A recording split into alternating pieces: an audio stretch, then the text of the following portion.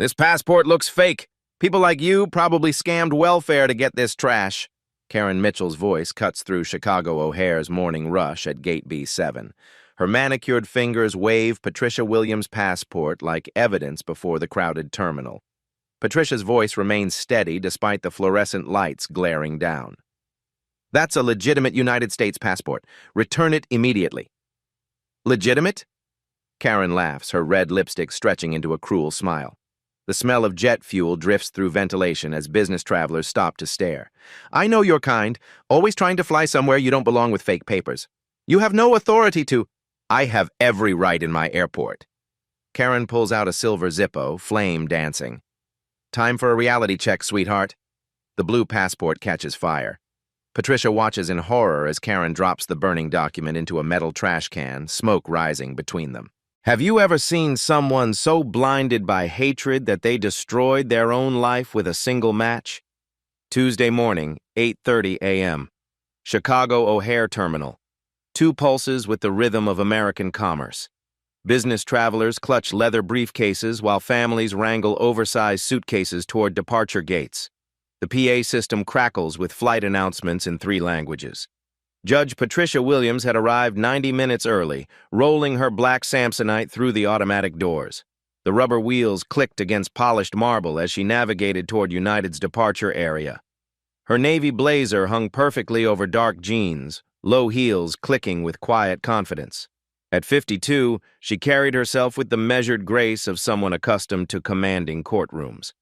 Her iPhone buzzed with case files from the Northern District of Illinois.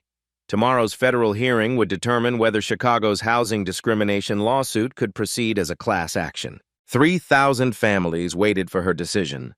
The flight to Washington couldn't be missed. Patricia observed the morning patterns while standing in line. Gate agents smiled warmly at white passengers, processing their documents with efficient pleasantries. Have a wonderful trip, Mr. Johnson. Enjoy your vacation, Mrs. Peterson. The interactions flowed like clockwork. The atmosphere shifted when travelers of color approached. Conversations became clipped. Documents received extra scrutiny. A Hispanic family ahead of Patricia endured questions about their children's birth certificates. An elderly black man was asked twice about his destination.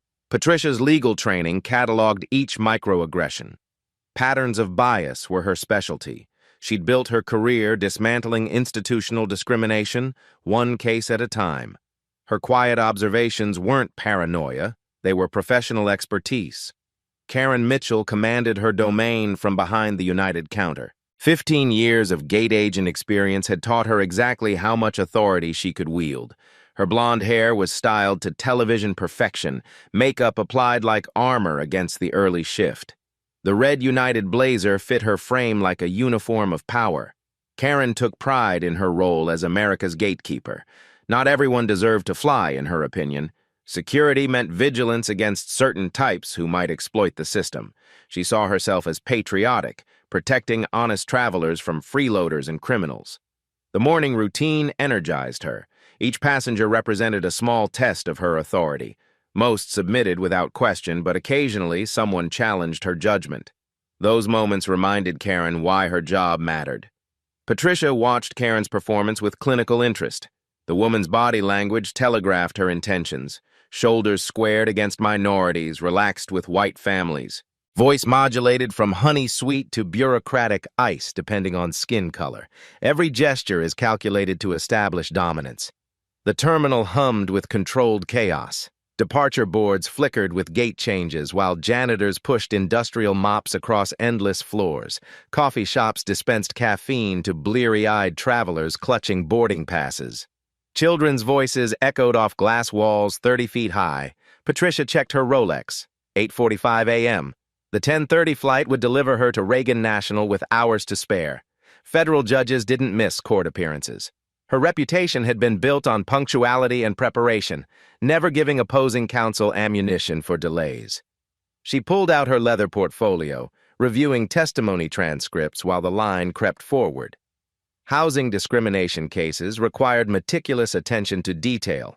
Corporate lawyers would exploit any procedural mistake to derail justice for working families. Other passengers of color exchanged knowing glances as Karen's voice grew sharper with each interaction.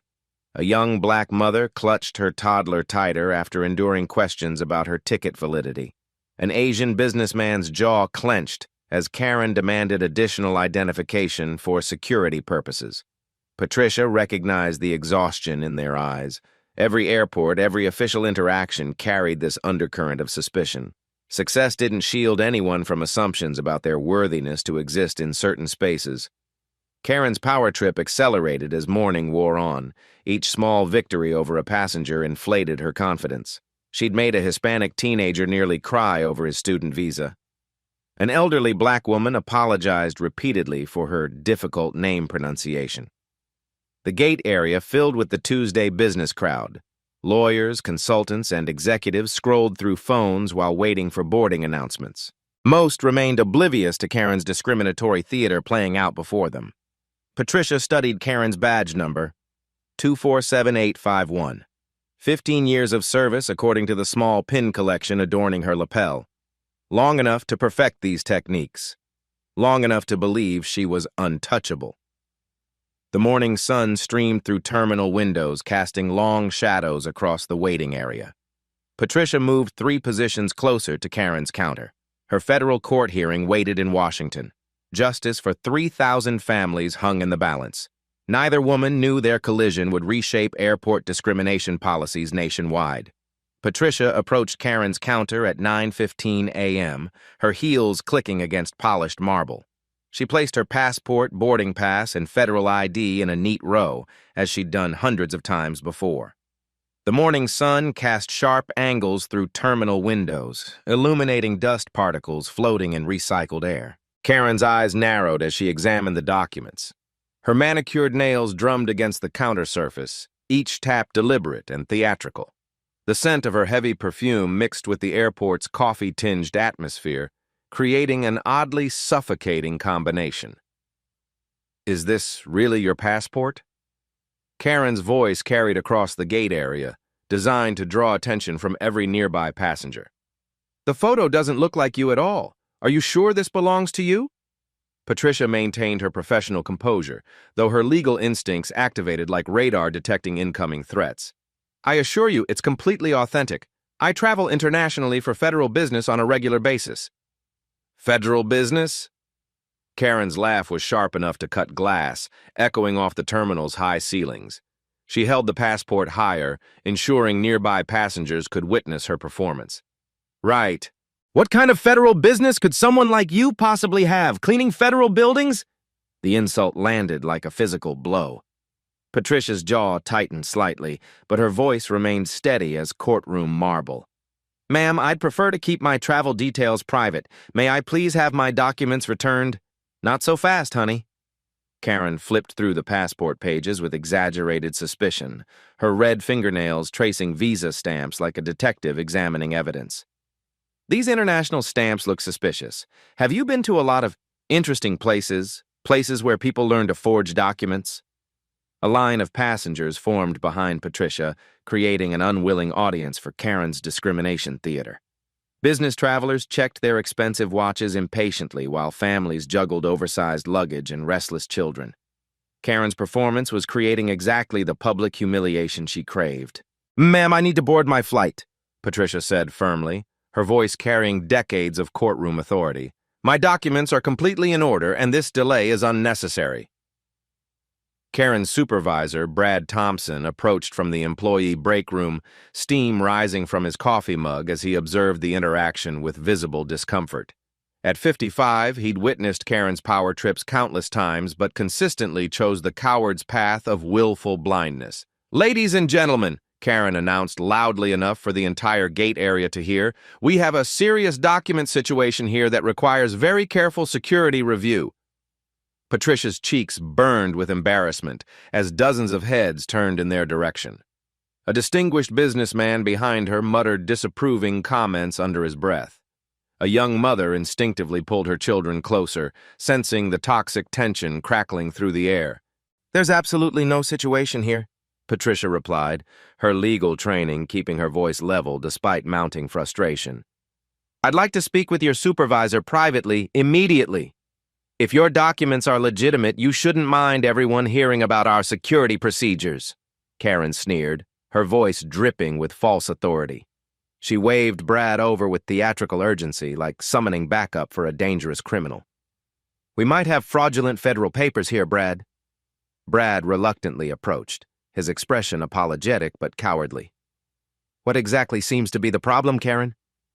"This woman's attempting to use highly suspicious documents," Karen explained dramatically, holding up Patricia's passport like courtroom evidence. "Look at this photograph carefully.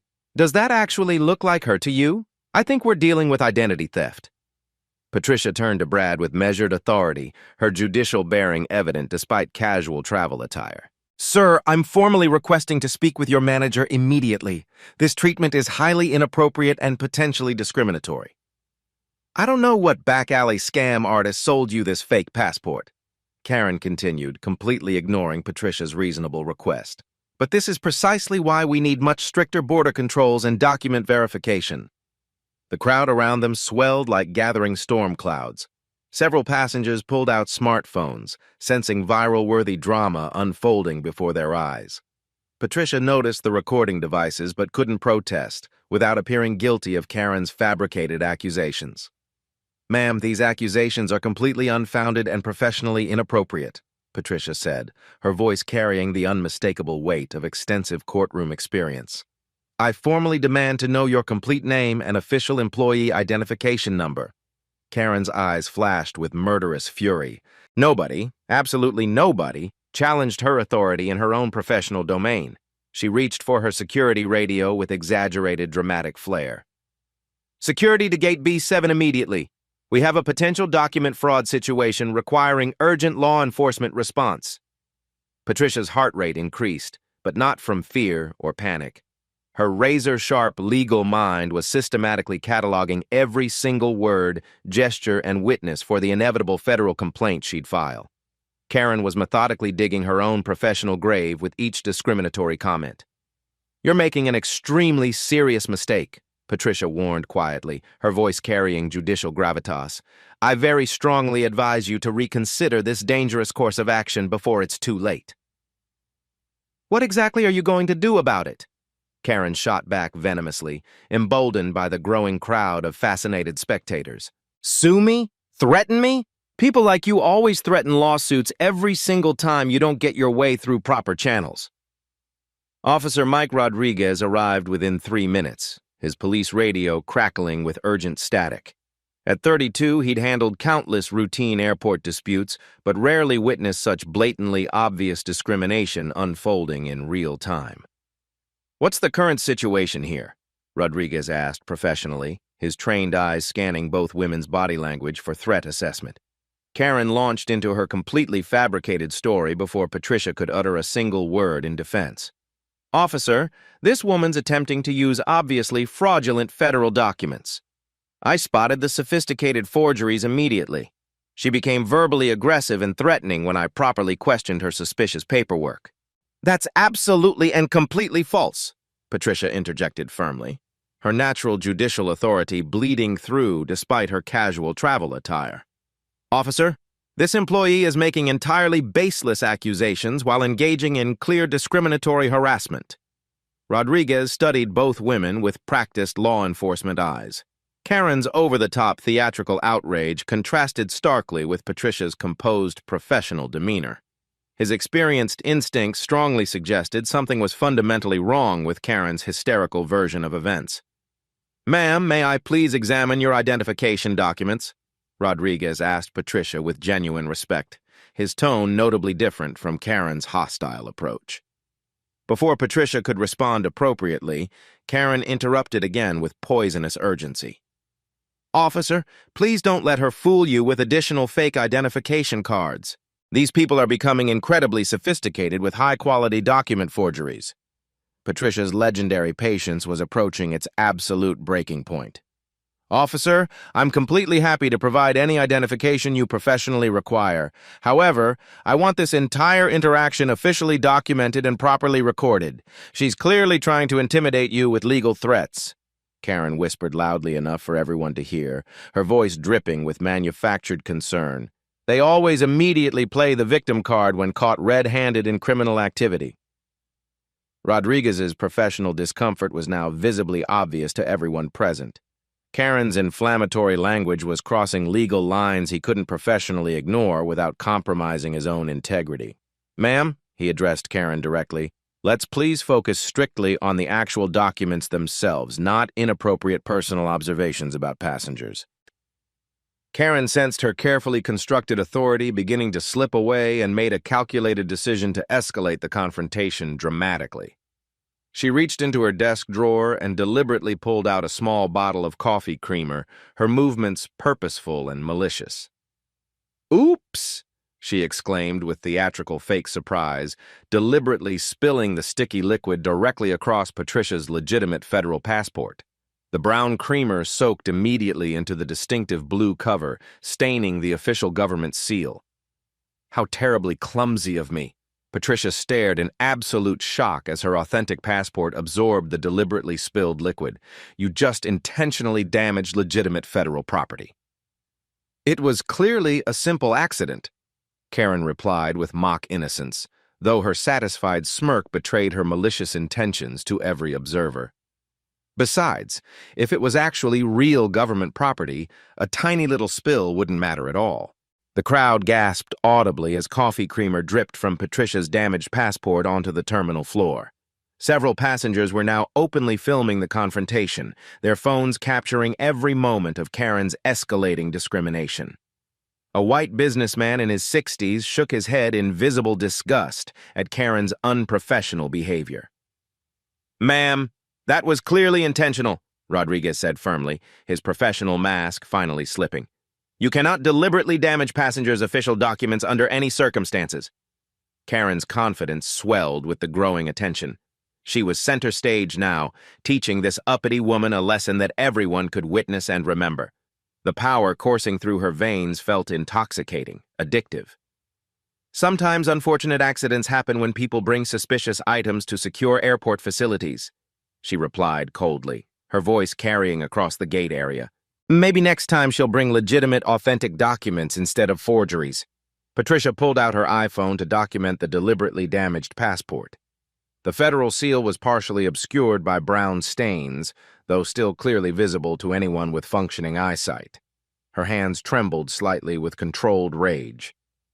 "I'm photographing this intentional damage for my official federal complaint," Patricia announced, her voice carrying unmistakable judicial authority that made nearby passengers straighten their postures instinctively. Karen laughed harshly, the sound echoing off glass walls like breaking bottles. "Federal complaint? To whom exactly? I've been performing this job excellently for 15 years. Nobody's going to believe your word over my documented professional record." The boarding announcement for Patricia's 10:30 flight echoed through the terminal speakers. Her critical federal hearing was now genuinely at risk because of this woman's racist performance theater. 3,000 families awaiting housing justice hung in the balance. "You need to resolve this situation immediately," Patricia demanded, her legendary judicial composure showing hairline cracks. "I have urgent, time-sensitive business in Washington that cannot be delayed." "Should have considered that before bringing fake papers to my airport," Karen replied with cruel satisfaction, savoring every moment of Patricia's visible frustration. "Actions have consequences, sweetheart." Rodriguez stepped between the two women, his training kicking in as the situation spiraled beyond normal passenger disputes. "Ladies, let's take a step back and resolve this professionally." Karen wasn't finished with her power display. She reached for her desk phone with theatrical flourish, dialing airport security's direct line while maintaining eye contact with Patricia. "This is Gate Agent Mitchell at B7. I need additional security personnel immediately. We have a passenger who's becoming increasingly belligerent about her fraudulent documents being exposed."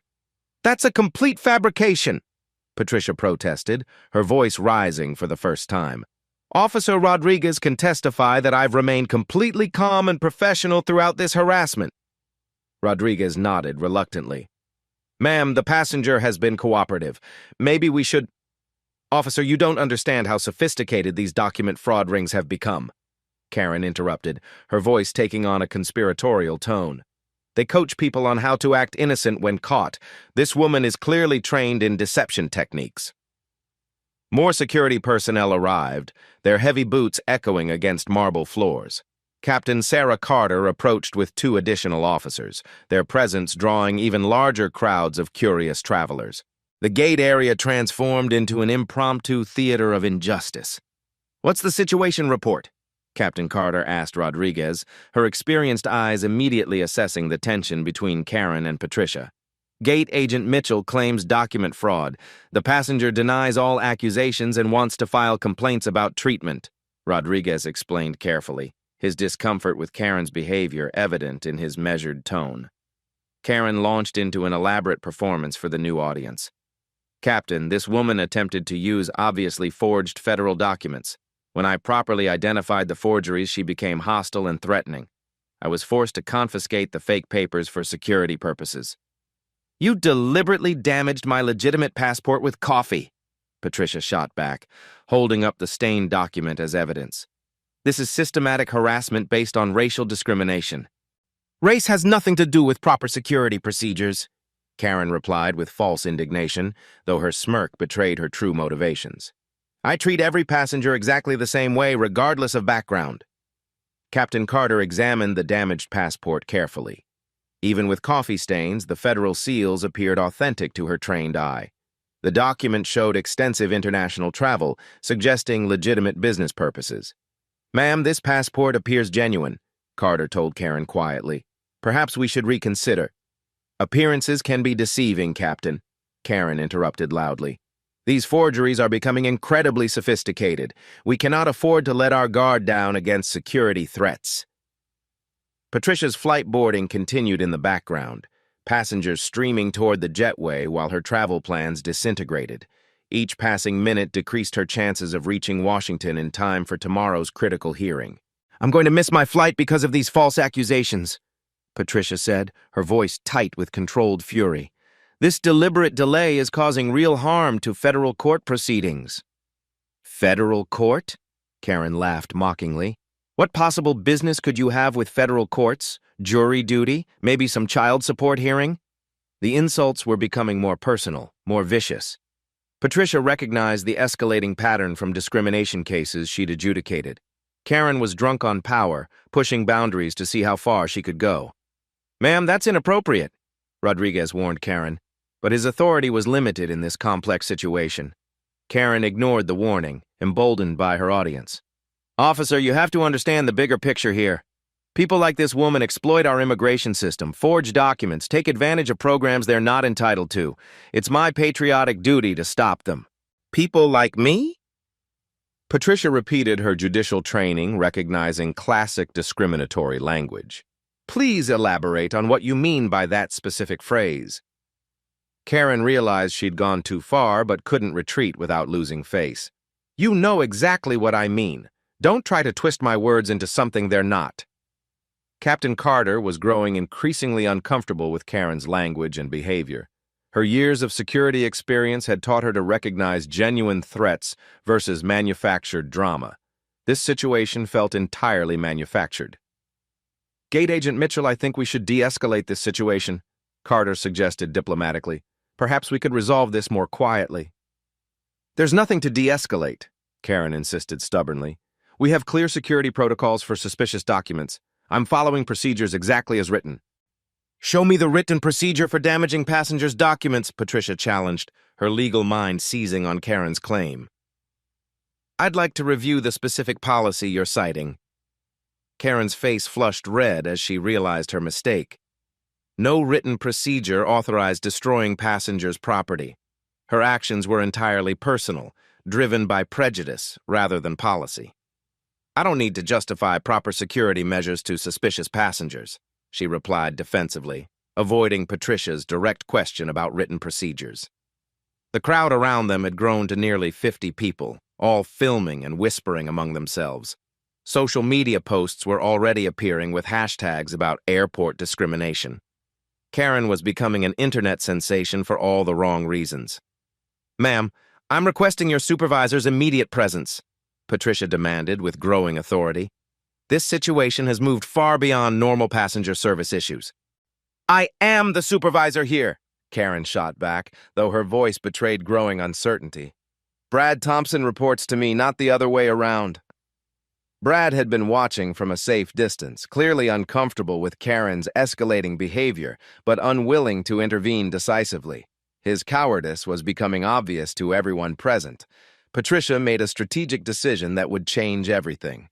She reached into her blazer pocket and pulled out a small leather wallet, her movements deliberate and purposeful. "Ma'am, before this goes any further, I'm going to give you one final opportunity to resolve this situation appropriately," Patricia said quietly, her voice carrying an unmistakable warning. Karen's arrogance piqued at the perceived threat. "Final opportunity? What could someone like you possibly do to someone like me? I hold all the power here, sweetheart. You're just another passenger who doesn't know her place." Patricia's fingers closed around her federal judicial identification card. The moment of truth was approaching like an unstoppable avalanche. "Are you absolutely certain you want to continue down this path?" Patricia asked with judicial gravity. "Because once we cross certain lines, there's no going back." "I'm not afraid of your empty threats," Karen sneered confidently. "Bring your worst. I've dealt with troublemakers like you my entire career." Patricia slowly withdrew her federal ID, holding it just below counter level where only she could see it. The weight of 15 years on the federal bench rested in her palm. "Last chance to make this right," she whispered. Karen leaned forward aggressively. "Do your worst, honey. I'm untouchable." Patricia lifted her federal judicial identification above the counter, her voice cutting through the terminal noise with unmistakable authority. "Officer Rodriguez, I am Judge Patricia Williams of the United States District Court for the Northern District of Illinois." The words hit the crowded gate area like a thunderbolt. Rodriguez's eyes widened as he examined the authentic federal credentials, his hands trembling slightly as he processed the gold judicial seal and official photograph. Karen's laughter died in her throat, replaced by confused silence. "Anyone can buy fake IDs online these days," she stammered weakly, though her voice had lost its earlier confidence. "Captain Carter, please verify my credentials through federal databases," Patricia continued with judicial calm. "My federal bar number is IL 7429. I was confirmed by the Senate in 2019. Chen immediately radioed for her portable verification system, while Rodriguez examined Patricia's identification more carefully. The federal judicial seal was unmistakably authentic, with security features impossible to counterfeit. "Ma'am!" "Your Honor," Rodriguez corrected himself, his entire demeanor shifting from casual authority to profound respect. "I apologize for any inconvenience." Karen's face transformed from smug satisfaction to dawning horror. The color drained from her cheeks like water escaping a broken dam. But you looked like... how was I supposed to know?" "Know what, Miss Mitchell?" Patricia asked with quiet judicial authority. "That a black woman could hold federal judicial office? That people who look like me might possess legitimate government credentials?" The crowd pressed closer, phones capturing every moment of Karen's psychological collapse. Dozens of passengers realized they were witnessing historic justice unfolding in real time. The recordings would be viewed millions of times within hours. Captain Carter's verification system chirped confirmation. "Your Honor, federal databases confirm your identity and current judicial status. I deeply apologize for this inappropriate treatment." Karen's knees nearly buckled as the magnitude of her mistake crashed over her like a tsunami. "Your Honor, I was just doing my job. Following security protocols, how could I have known?" "By treating all passengers with basic human dignity," Patricia replied evenly. "By not making assumptions based on race, by following actual written procedures instead of personal prejudices." Brad Thompson finally approached, his coffee mug shaking in his trembling hands. 15 years of enabling Karen's discrimination had led to this catastrophic moment. His own job security evaporated before his eyes. "Your Honor, on behalf of United Airlines, I sincerely apologize," Brad began desperately. "This is not representative of our company values." Patricia's judicial voice carried across the silent terminal. "Mr. Thompson, your employee deliberately destroyed my official United States passport while making explicitly racist comments. Multiple witnesses have recorded her violations of federal civil rights law." Karen's desperate backpedaling became increasingly frantic. "Your Honor, I treat everyone the same way. I don't see color. This was just a misunderstanding." "Miss Mitchell, you called me people like you 17 times during our interaction." Patricia replied with courtroom precision. You suggested I obtain my passport through welfare fraud. You deliberately damaged federal property. Which part was a misunderstanding? The terminal had fallen completely silent except for the ambient hum of air conditioning and distant flight announcements. Hundreds of passengers stood transfixed, witnessing the complete demolition of institutional racism in real time. Rodriguez spoke carefully into his radio. Dispatch, we need additional supervisory personnel at Gate B7. We have a significant situation requiring immediate management attention. Karen's supervisor status meant nothing now. Her 15 years of unchecked authority crumbled like ancient parchment. Your Honor, please, I have children, a mortgage. I was just trying to protect airport security. By burning my passport? Patricia asked with devastating calm. Show me the written security protocol authorizing destruction of passengers' legal documents. Karen couldn't answer because no such protocol existed. Her actions were entirely personal, driven by racial hatred rather than legitimate security concerns. Every witness understood this fundamental truth. Captain Carter began immediate damage control procedures. Your Honor, we're implementing emergency protocols. Agent Mitchell will be removed from duty pending investigation. We'll provide complete cooperation with any federal inquiry. The crowd erupted in spontaneous applause as justice began materializing before their eyes. Karen's face crumpled as she realized her career was over, her reputation destroyed, her future shattered by her own racist choices. Your Honor, what can United Airlines do to make this right? Brad asked desperately, knowing his own employment hung by a thread. Patricia's response carried the weight of federal judicial authority. Mr. Thompson, I'll be filing formal complaints with the Department of Transportation, the FBI Civil Rights Division, and the Federal Aviation Administration. Ms. Mitchell's actions constitute multiple federal crimes. Karen's legs gave out entirely. Rodriguez caught her arm as she swayed, the reality of federal prosecution hitting like a physical blow. Federal crimes? But I didn't mean to. You didn't mean to commit federal crimes when you deliberately burned a United States passport? Patricia asked with judicial precision. You didn't mean to violate civil rights when you made racist assumptions? Your intentions are irrelevant to the law. The terminal's PA system crackled with boarding announcements for other flights while Patricia's original departure taxied away from the gate. Her federal hearing was now genuinely at risk, but a much larger principle was at stake. Airport management personnel rushed toward Gate B7 as word spread through internal communications. United Airlines' worst nightmare was unfolding in real time, broadcast live across social media platforms. Karen looked up at Patricia with desperate eyes. Your Honor, please, I'm sorry. I'll do anything to make this right. Please don't destroy my life. Patricia's response would be remembered in civil rights law textbooks for generations. Miss Mitchell, you destroyed your own life the moment you let hatred overcome human decency. I'm simply ensuring there are consequences for your choices. Captain Carter moved with swift decisiveness, her radio crackling as she coordinated emergency response protocols. All units, we need immediate supervisory presence at Gate B7, Priority 1 situation. Karen's hands shook uncontrollably as the weight of her actions crashed down like an avalanche. Captain, please, this is all a terrible misunderstanding. I was just following procedures. Which procedures authorize burning passengers' documents? Carter asked sharply, her patience exhausted. Show me the manual that permits racist commentary during security screenings. Rodriguez began the formal arrest process, his Miranda rights card emerging from his uniform pocket. The irony wasn't lost on nearby passengers. Karen was about to be arrested in the same terminal where she'd wielded unchecked authority for 15 years. Ma'am, you're under arrest for destruction of federal property and civil rights violations, Rodriguez announced clearly, his voice carrying across the silent gate area. You have the right to remain silent. Karen's hysterical protests echoed off glass walls as handcuffs clicked around her wrists. This isn't fair. I didn't know she was a judge. How could I possibly have known? Ignorance of someone's occupation doesn't justify racist behavior, Patricia replied with judicial calm. You would have treated any black passenger exactly the same way. United Airlines District Manager James Peterson arrived breathlessly, his expensive suit wrinkled from running through the terminal. Behind him trailed a nervous entourage of corporate damage control specialists. Your Honor, I'm James Peterson, United's regional director, he panted, immediately recognizing the catastrophic scope of this public relations nightmare.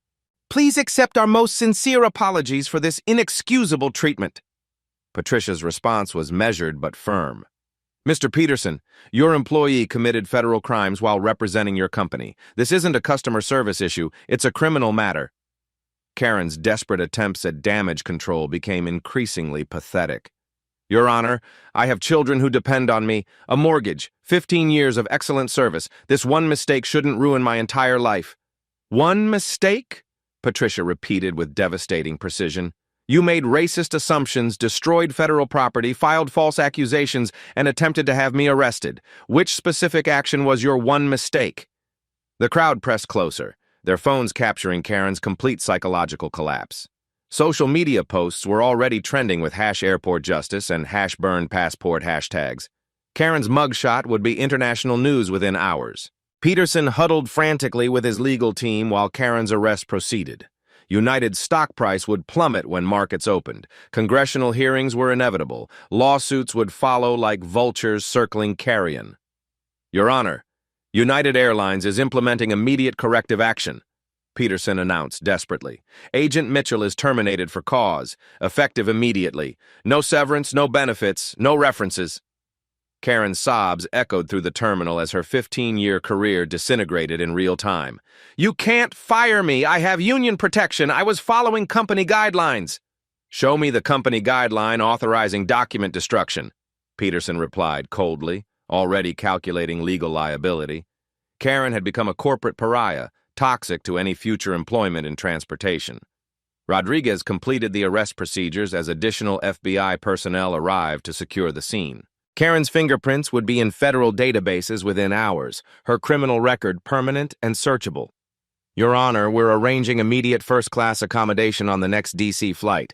Peterson continued his damage control. Full refund, travel expenses, whatever you require. Patricia's response carried judicial authority.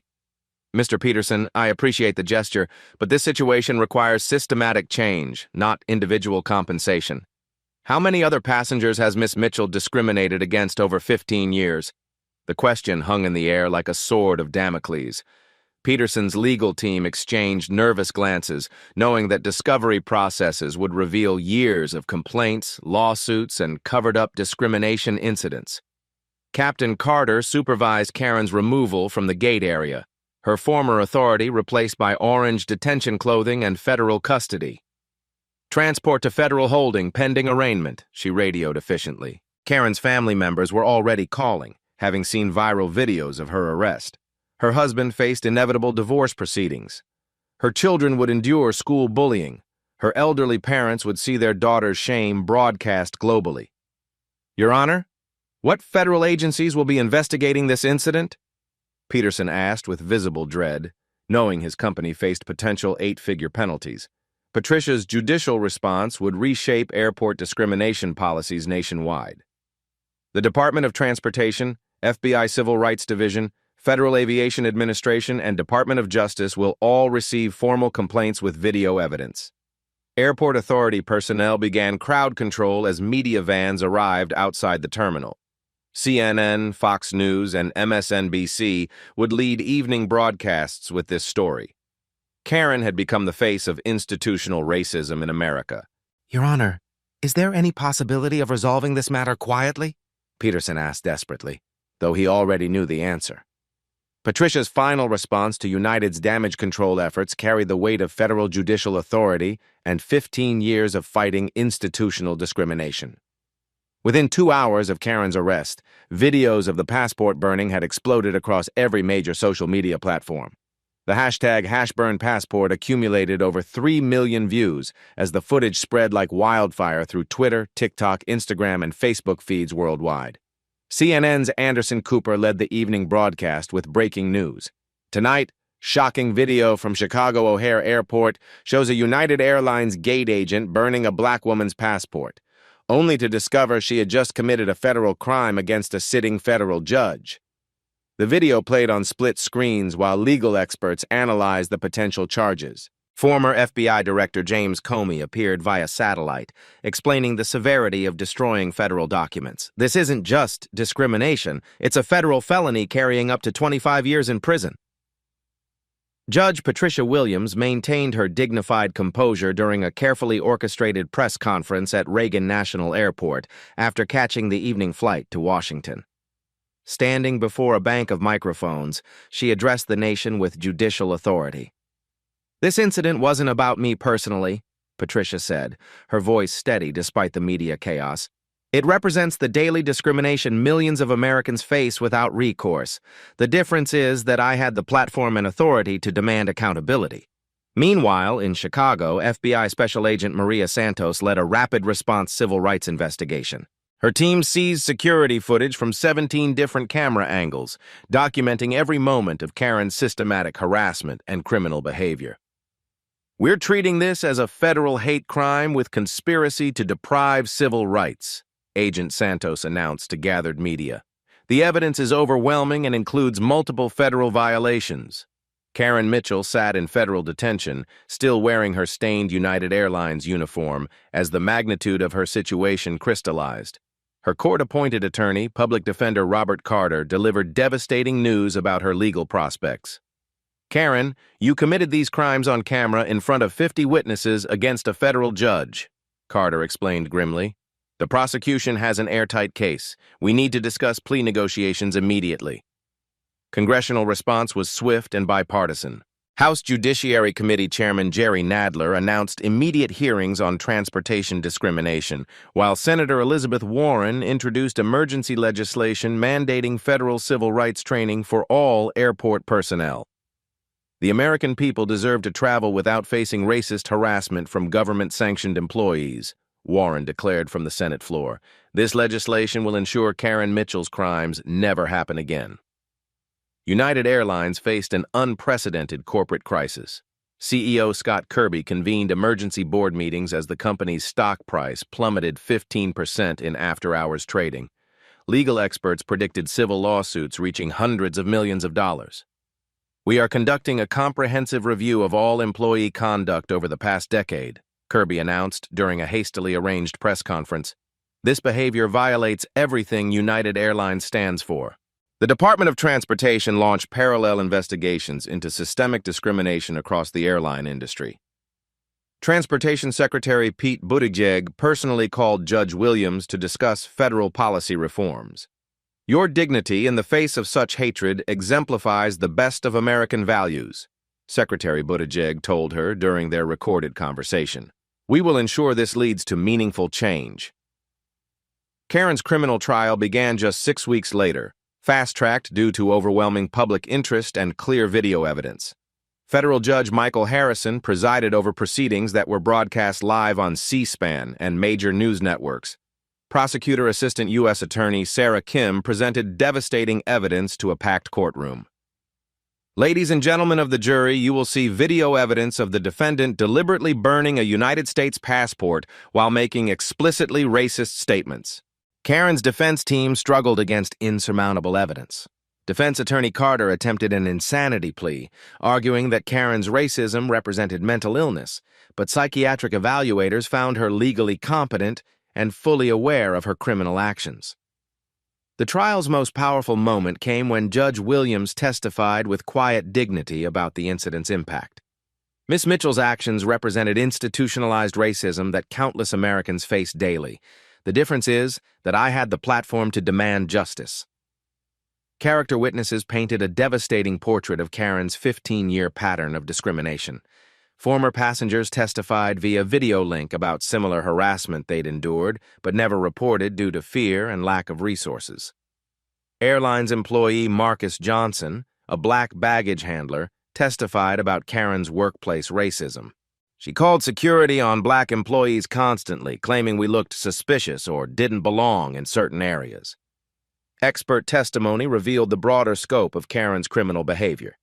Digital forensics specialist Dr. Amanda Foster presented evidence of Karen's racist social media posts, including celebrations of police brutality against black Americans and support for white supremacist organizations. The defendant's online activity demonstrates clear premeditation and ideological motivation for her criminal actions, Dr. Foster explained to the riveted jury. The prosecution played the complete airport security footage, showing Karen's systematic escalation from verbal harassment to property destruction. Jurors visibly recoiled as they watched her deliberately burn Judge Williams' passport while laughing.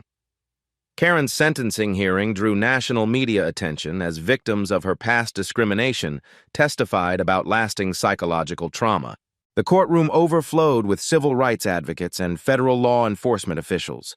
Judge Harrison delivered a historic sentence that would reshape federal hate crime prosecutions. Miss Mitchell, your actions represent the ugly face of American racism. You abused your government authority to terrorize a citizen based solely on race. The court sentences you to 4 years in federal prison, followed by 3 years supervised probation. You will pay $500,000 in restitution to Judge Williams and perform 1,000 hours of community service teaching about the consequences of racism. Karen collapsed as the gavel fell, her life forever altered by 30 minutes of racist hatred. Her husband had already filed for divorce, her children faced relentless bullying, and her elderly parents disowned her publicly. The broader impact extended far beyond Karen's individual punishment.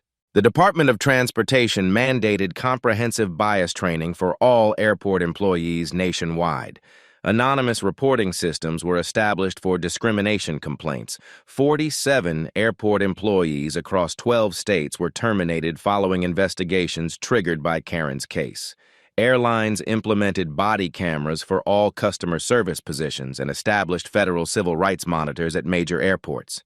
Judge Williams established the Airport Justice Foundation with her restitution money, providing legal representation for discrimination victims.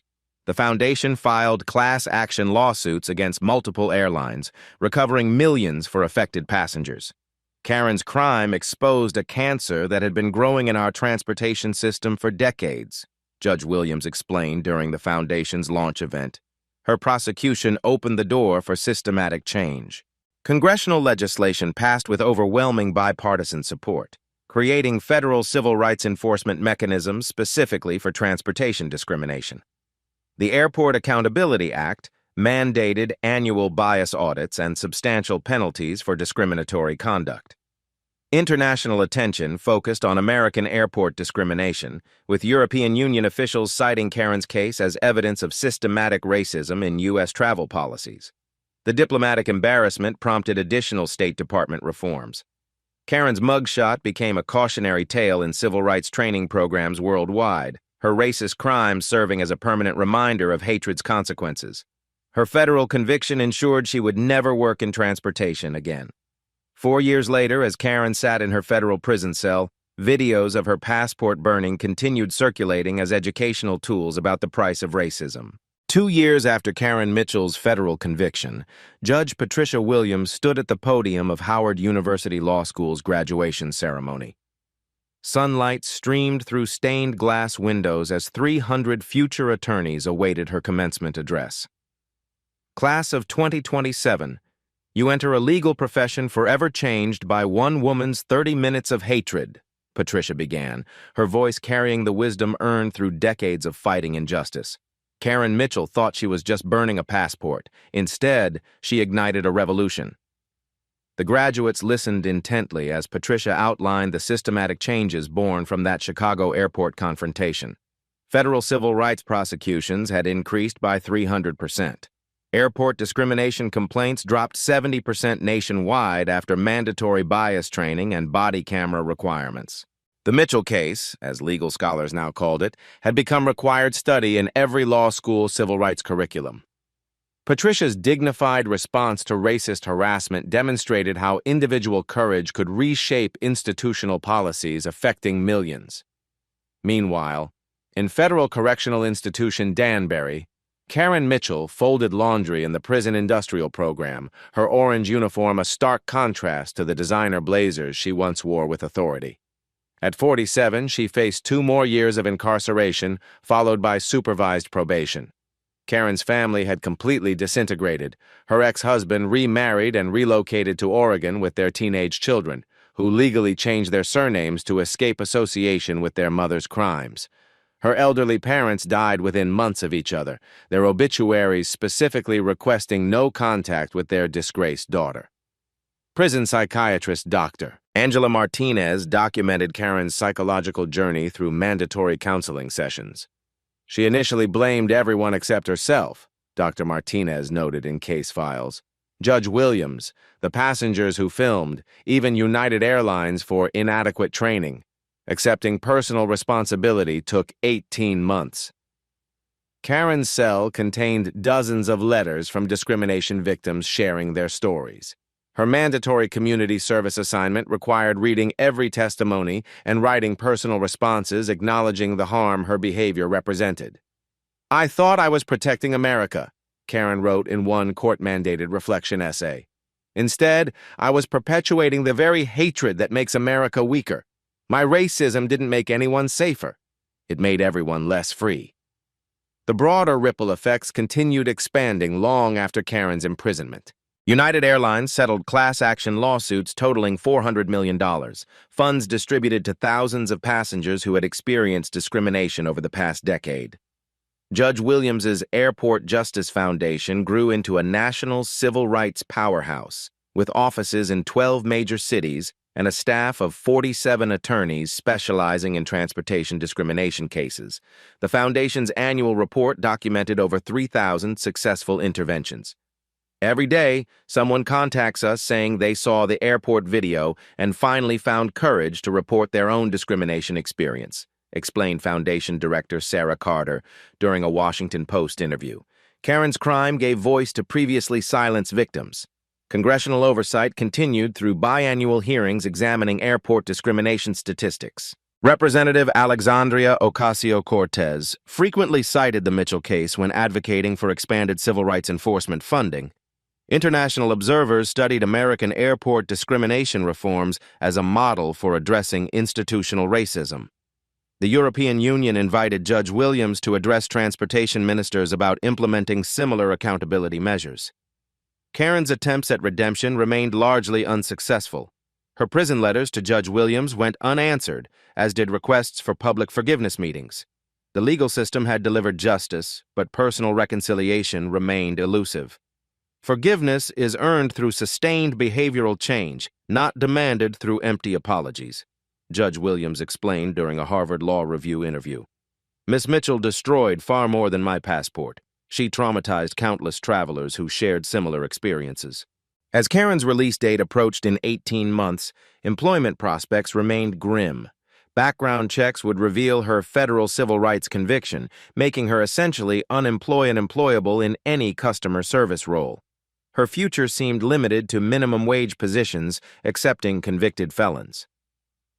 The final irony wasn't lost on civil rights advocates.